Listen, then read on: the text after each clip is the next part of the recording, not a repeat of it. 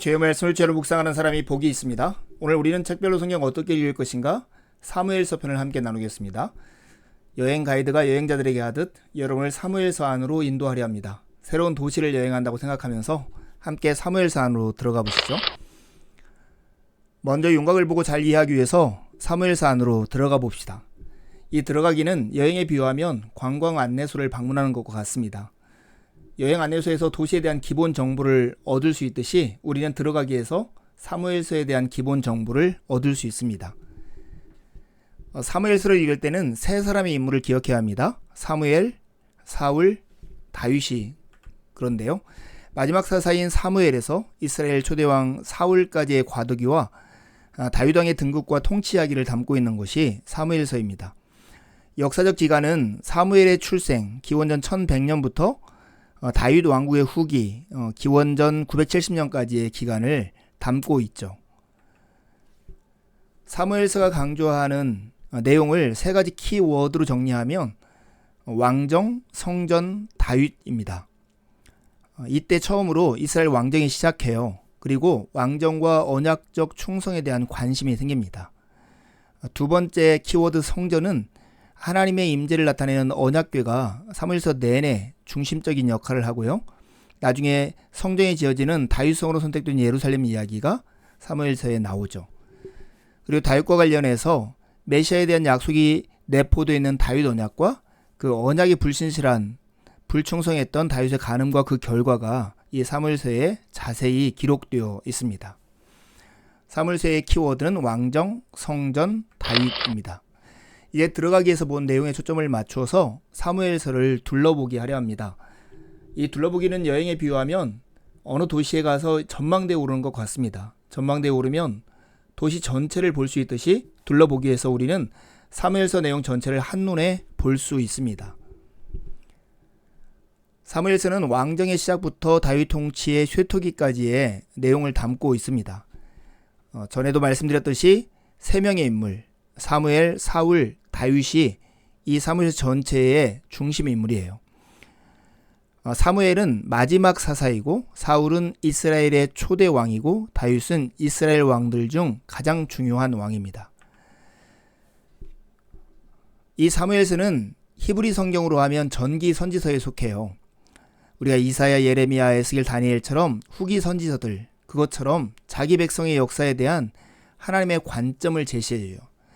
하나님께서 신명기적 관점으로 이스라엘 역사를 평가한 것이 바로 사무엘서라고 말할 수 있어요. 그래서 사무엘서는 늘 우리에게 이런 질문을 해요. 누가 진짜 이스라엘의 왕인가? 누가 진짜 이스라엘의 왕인가? 우리는 사무엘서를 읽는 내내 이 질문을 가지고 읽어야 할 것입니다. 사무엘서의 세 명의 주요 인물이 누구라고 했죠? 사무엘과 사울과 다윗이었죠. 그래서 사무엘서를 총 4파트로도 나눌 수 있어요. 사무엘이 혼자 나오는 장면, 다윗이 혼자 나오는 장면, 그리고 그 가운데 사무엘과 사울이, 사울과 다윗이 겹쳐 나오는 부분으로 나눌 수 있는 것이죠. 사무엘상 1장에 7장은 사무엘의 이야기예요. 그리고 사무엘상 8장에 15장은 사무엘과 사울 사이의 이야기입니다. 그리고 사무엘상 16장에 31장은 사울과 다윗에 관련된 이야기고요. 사무엘하 1장에서 24장 전체는 다윗 이야기로 구성되어 있습니다. 이제 들어가기 위해서 본 강조점에 초점을 맞춰서 사무엘서의 몇 가지 내용을 주목하려 합니다. 이 주목하기는 여행에 비유하면 박물관에 방문하는 것과 같아요. 박물관에 가면 도시의 역사와 문화, 나아가서 그 도시가 중요하게 생각하는 것을 엿볼 수 있죠. 우리는 이 주목하기에서 사무엘서의 역사문화적 배경과 신학들을 대략 볼 수 있습니다. 먼저 우리가 주목할 것은 이스라엘을 둘러싼 그 당시의 국제 정세예요. 그 당시 주변 상황에는 주변을 지배하는 초강대국이 존재하지 않았어요. 사무엘서가 시작하는 주전 11세기에서는 팔레스타인을 지배하는 초강대국이 아직 존재하지 않은 때예요. 우리가 잘 알고 있는 애굽, 바벨론, 그다음에 아시리아, 바사, 메데 이런 나라들이 나타나기 전, 아니면 힘을 발휘하지 않을 때 지금 그때를 배경으로 해서 사무엘서가 진행되고 있습니다. 그래서 다윗이 그 지역의 강력한 군주로서 나머지 민족을 제압하고 평정하는 일을 하는 것이죠. 그 당시의 주요 대적은 우리가 조금 전에 말했던 그렇게 강한 나라가 아니라, 그리고 토착 세력인 가나안도 아니고 해양 세력이었던 블레셋이었습니다. 블레셋은 사사기 처음에 등장해서 삼갈사사나 삼손사사와 싸운 대상들이에요. 그리고 이스라엘 백성들을 모질게 괴롭혔던 사람들이죠. 그들은 지중해 연안에 정착한 해양 민족이었어요. 가자나, 가스돗, 아스글론, 가드, 에글론이라고 하는 5개 부족으로 구성되어 있었습니다. 사무엘하 8장에 가면 다윗이 모두를 진멸하고 정복하는 내용이 나오죠. 아무튼 이들의 해양 민족으로서 해쪽 속의 문화를 빨리 받아와서 문화를 발전시켜서 강하게 된 부족이었을 거라고 짐작합니다. 이 블레셋 때문에 이스라엘 백성들이 왕정을 요구했던 것으로 보여요. 그들의 강력한 영향력 때문에 이스라엘 지파들도 왕정을 수립하여 통일과 안정을 추구하게 되었던 것이죠. 다음에 우리가 주목할 것은 사무엘서가 과도기 이야기라는 거예요. 제도와 왕과 성소에 대해서 틀을 잡는 과정, 이것이 사무엘서에 나옵니다. 사사들의 간헐적이고 부분적인 통치에서 제도적이고 세습적인 군주제로 바뀔 때가 이 사무엘서의 내용이고요. 전형적인 고대 근동의 군주를 닮은 왕에서 이제는 여호와께 충성하는 왕 다윗이 나타난 때도 이 사무엘서입니다. 그리고 하나님의 이름이 거할 중앙 성소가 없던 상태에서 예루살렘의 새로운 성소가 준비될 이야기가 여기서 시작되는 것이죠. 특별히 전기선지서적 성격을 가지고 있는 이 사무엘서는 신명기적 주제를 담고 있는데요. 그 첫 번째가 하나님의 임재 장소에서 드리는 참된 예배예요. 정말로 이 사무엘서 중요하게 여기는 것이 하나님께 드리는 참된 예배이죠. 그래서 예배나 언약궤와 관련된 내용들이 사무엘서 내내 중요한 포지션을 잡고 있어요.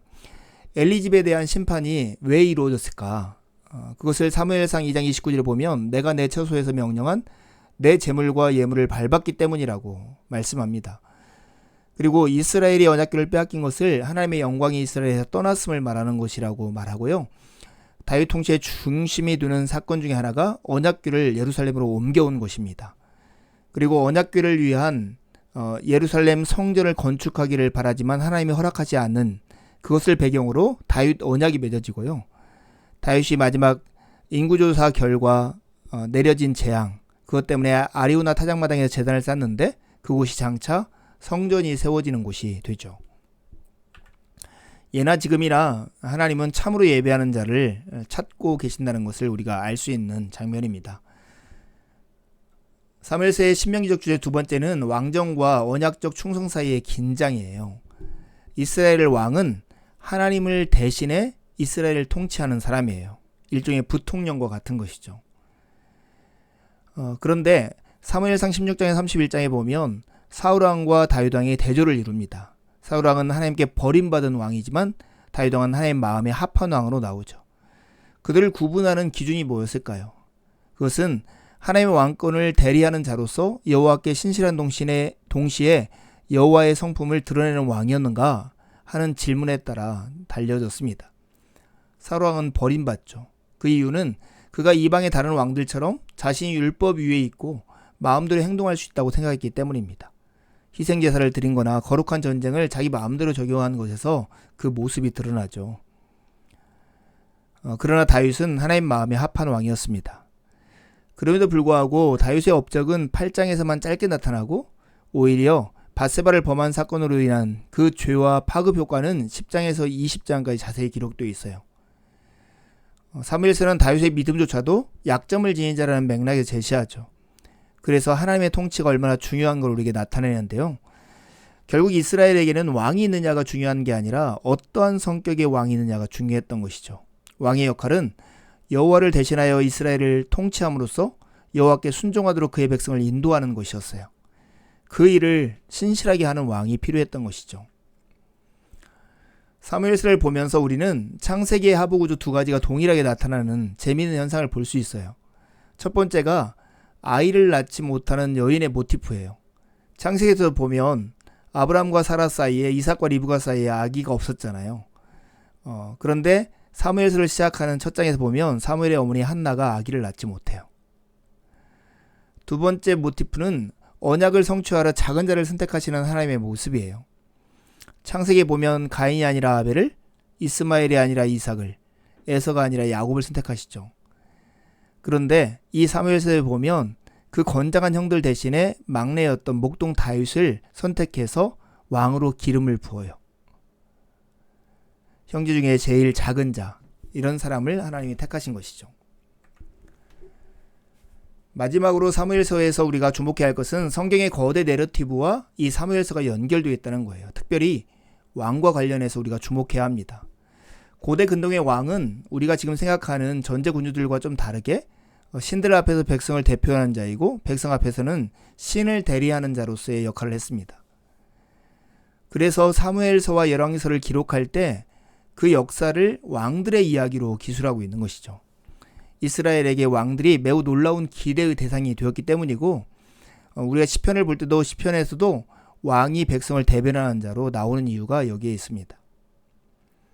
그래서 다윗의 역할이 중요한 것이죠.